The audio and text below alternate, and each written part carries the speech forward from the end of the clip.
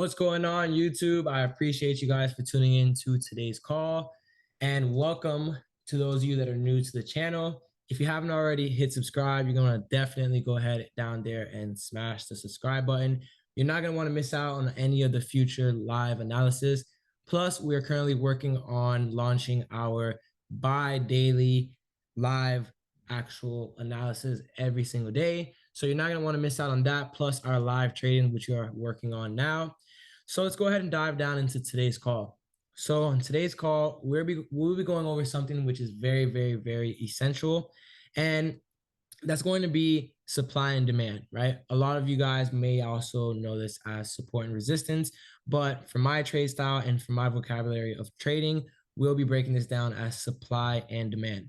So this is something that's very, very essential and something that is very, very easily misinterpreted. So I want to go ahead and actually dive down to this and give you guys a complete understanding of how and where to identify supply and demand, and when to utilize supply and demand, and how to actually spot it.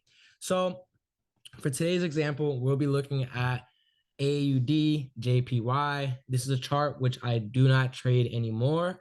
So I'm going to actually make sure everything is cleaned up and give you guys a clean chart so there is no bias in between here, and it's strictly price action and market structure, which we are looking for, right? So for this example, we are going to keep this example between this area, which I will be leaving a line right here, and we will be going all the way from there up until present time at this high here. So let's go ahead and start this off by starting off on the daily time frame. So the first thing while trying to identify supply and demand zones that we're going to want to do is to actually start this off on the higher time frame, right? So of course, depending on your trade style, that is going to actually depend on whether or not you would want to use a daily or an H4 or even a weekly supply and demand zone. Typically, because if you are a scalp trader, you're going to be kind of tending to stay between the 5-minute and maybe using the 1 hour supply and demand zones. But for my trade style as an intraday trader, I find that the daily and the H4, as well as the 15 and 30-minute supply and demand zones, have been working out the best for me.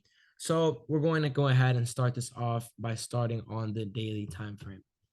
So prior to actually even helping you guys identify supply and demand, I'm going to actually write out what exactly is supply and demand, right? So supply is going to be, and I'm going to write this definition here for you guys to copy.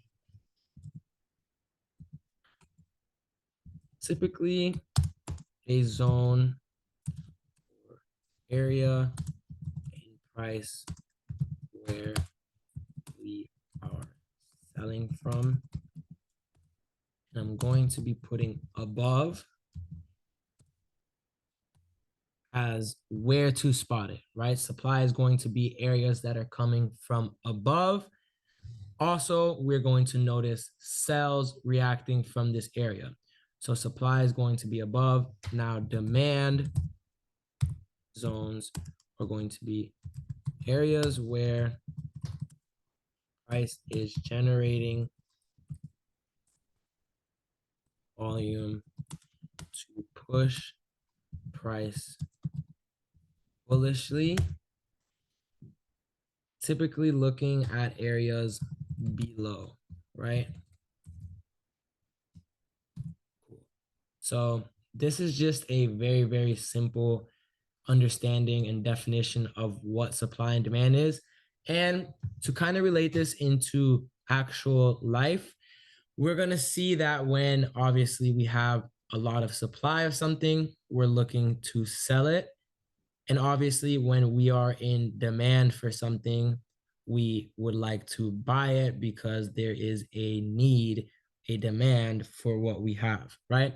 So to kind of relate that into present time and into actual chart world, we're going to notice that demand areas are areas when price come here and push out, and supply areas are going to be when we have a lot of something and we're selling, right? So like I mentioned, we're going to start this off on the daily time frame. Now, reason why we're starting this on the daily time frame is going to be simply because if there was a large push on the daily time frame, we can obviously understand and expect to see a large push on these lower time frames, right? So with that being said, typically these higher time frames, supply and demand zones, are going to be well respected more often than you will notice on the 15 and 30 minute.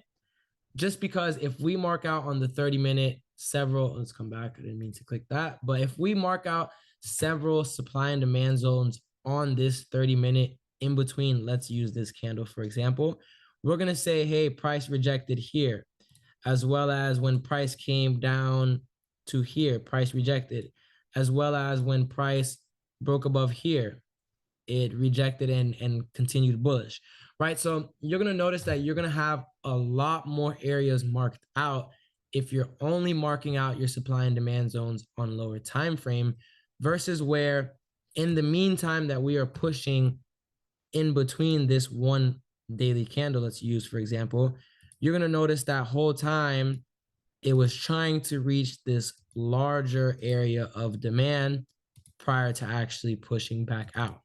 So you're not going to want to get too confused and actually keep your supply and demand on lower time frames because you're simply going to keep on having areas like this. Let's actually use this. You're going to have an area like this, and you're going to have another area like this, and another one, something like this. But the actual higher time frame demand area would be this. So in between this push, you're going to say, hey, okay, I have a demand that's getting tapped into, but it's not going to be respected. And then you're going to say, hey, I have an area of demand that's getting tapped into, and this might be the one that actually reacts. And then it uses this one as well to continue, right? So you're going to want to have these higher time frames because if you don't have this higher time frame area, once you break one of these lower time frames, you're going to think that, hey, well, my demand area wasn't held, so maybe my whole overall bias was off and this is continuing bearish. But little did you know, right below that was a higher time frame demand, which wanted to get tapped prior to price continuing off of all of your other areas of demand, right? So go ahead and erase this and actually dive down into present time examples. So like I mentioned before, the first thing that you're going to want to do is going to be mark out these areas on higher time frame, right? So if we start off with these higher time frames like we have here, you're going to see that, like I said, this area that's here, and we'll mark this out here, you're going to see that this area that's here is a perfect example of higher time frame demand being used and respected, right? So we're going to dive down all the way back to, this is December 22nd, 2022. Let's actually move this forward and not go that far back, right? Let's go ahead and come around here. So let's go April 6th, right? So let's start off with this area here. So April 6th, 2023, right? So this is an area of demand, and how I am identifying this. So I'm simply identifying it because I noticed that price pushed from here as well as rejected on this pushback and continued to push bullish one more time from here, as well as pushing back down to here to then go ahead and respect and push bullish one more time, right? So you're going to notice that on the higher time frame, these areas are going to be tapped and respected, but you're going to notice it happen a bit more cleaner when we dive down into the lower time frame, right?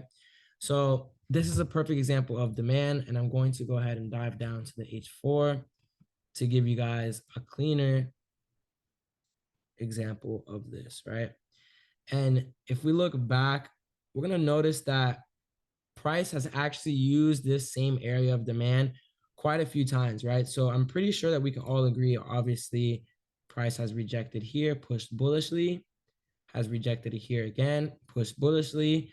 But then again, if we follow my cursor along to the original example, we're going to notice price rejected once here, once yet again here, as well as once again on this push right around here, right? So that's something just to keep in mind. You're going to notice that when we are on these higher time frames, you're going to notice a lot of older previous areas be rejected and used again. So something to keep in mind is just that when we're looking at these areas, always trade to the left to actually see and say, hey, okay, well, this is a present time demand, but let's just double check if we have any extra confirmation prior to actually coming here recently, right? So that would be a perfect example of that happening, right? So here we are, and we are on the H4 time frame, seeing that price has rejected very lightly around areas like here, where we actually rejected, pushed away, rejected, pushed away, came back. But once we actually use this as our buy side demand, we notice we pushed away, we came back, used it once again, and pushed away, right? So this is very easy to spot out simply because of the fact that price from this point right here created a large push bullishly, right? And then we came right back into the same area to use this liquidity to actually push once again up to take out this high, to come back and create this higher low. And you're going to notice that obviously it didn't tap exactly to this wick, but if we were to actually go ahead and box up one of these candles through here and go like this, you're going to notice that this was rejected into perfectly, right? So depending on how you mark this up, I have recently started to only mark it up with a line simply because I don't want to keep a lot of boxes on my chart. It's just cleaner and easier to see with this. But keep in mind, if you're using these horizontal rays as an indication for supply and demand, that if you see a rejection, something like this right above your area, don't wait nor expect it to come all the way into this line, simply because in a whole, this whole area is this area of demand, right? So that's something very, very key to keep in mind. Now, I'm going to show you guys this same area being played out on the hourly, and I'm not going to dive too much further beyond that, but I am going to show you guys examples of hourly and 30-minute time frame supply and demand areas being held. And just to see this on the H1, you're going to see, here we are, right? Same thing again, we're going to notice that once we actually came back to this area, we rejected quite a few times, and then we pushed. And then we came back, rejected quite a few times, and then pushed. Cool. So this is a perfect example of demand, right? And then again, you're going to want to kind of keep in mind that if an area is a demand area on the higher time frame, you can kind of key out these areas on lower time frame. So a perfect example for that is simply, let's see, right? There's a couple of things that play into this, right? So if we're going to look at something like this and say, hey, there's minor structure that is being made here. Once we break above here, search for this area of demand. Now we can see that this area right here was the area that created the actual push that went to take out the most recent high, which is here. So now we can kind of move this. This wasn't the area of demand, this was minor structure, but the area of demand comes from where we are breaking these structures, right? So an easier way to find this supply and demand is going to be something like this, right? If we have a chart like this, right? Let's say we're here. The easiest way to find these areas of demand are going to be looking around here. And why I say that is because right around here, price obviously pushed bullishly to take out this area. So not only that, but we want to look and see, hey, well, where did the volume kick in? And typically that's where demand is going to lie, because then there'll be times where you'll see something like this, where it'll pull right close into it and then use it to push out again, right? And then simply just actually go and move this along like this, right? And so on and so forth, looking through like this. But another thing to take note of is going to be that there's also an area of supply which lies at these areas above these higher highs, right? So I'm going to dive into supply right now. I just wanted to simply show you guys an area of demand prior to actually doing any like supply and demand and confusing you guys at all. So first thing that we want to do is to find supply areas. Typically, you're going to notice that the price has hit an area of exhaustion around these areas. So where we see price has exhausted at and then actually started to push bearishly is typically where our areas of supply is going to lie, right? That is one way of finding it, as well as the other way would be simply looking for areas that has pushed to break through major structure like we see right here, and areas that are respected when we push back, right? So again, for an example, if we are pushing bullishly, the area that pushed should be respected and then pushed away from. So now we know that this area was the valid level of demand. And on the areas of supply, let's say this were to switch and then we were to come bearishly, this area right here caused this push. But when we push back up, we are respected and sometimes even tapped into to then break major structure like this, right? And in this case, we're going to see major structure is here and is broken, and major structure is here and has yet to be broken, but it will push like this and then continue, right? So I'm going to go ahead and delete this. I just wanted to show you guys a brief example. And I'm going to show you guys where an area of supply I'm noticing is being respected, right? So if we come right here, we're going to see that we could even use this area, which is right here, which created this push. But more importantly, we're going to look at this pullback. So this pushed here and pulled back here and then rejected twice and then gave this push that we see right here, right? And this area pushed to create this break of structure, right? Now, this is key to keep in mind that the areas of supply should be areas that are creating a break of structure, right? So if an area has pushed and created a break of structure or just created a large push, these are typically areas of supply and demand, right? And of course, for lack of better words, supply and demand just draws down to areas of liquidity.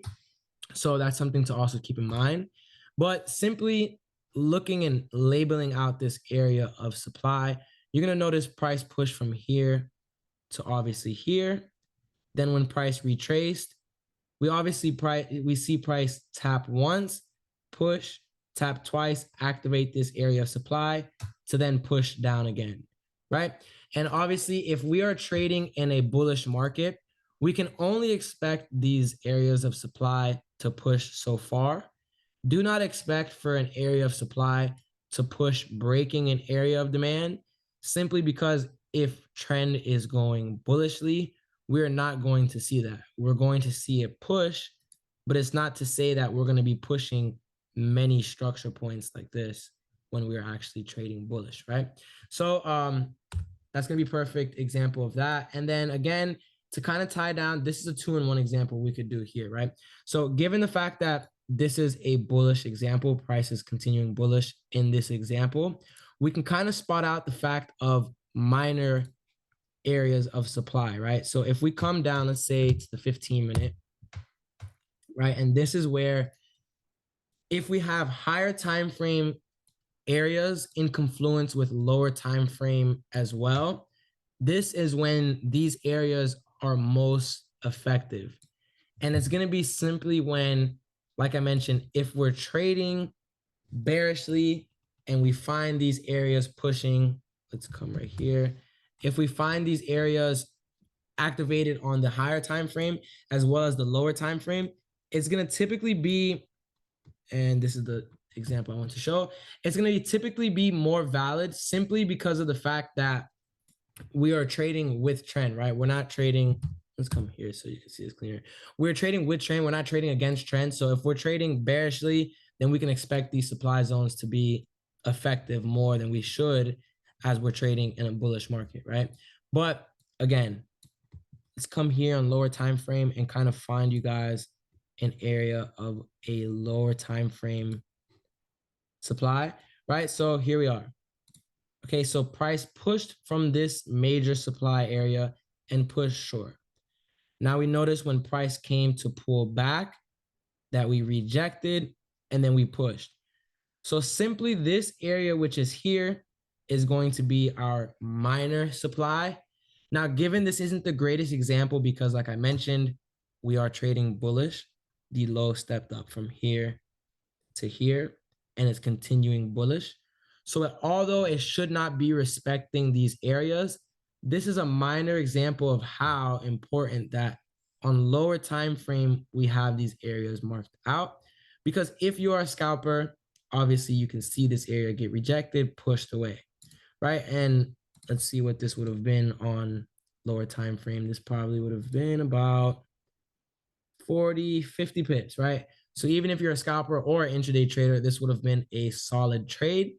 And you're going to notice that in between this supply and this demand, something to take note is there's always going to be a median in between the two of them, right? And I typically like to mark out these areas simply as liquidity. Now, the reason for that is because in this example, it used it to push bearishly, one more time.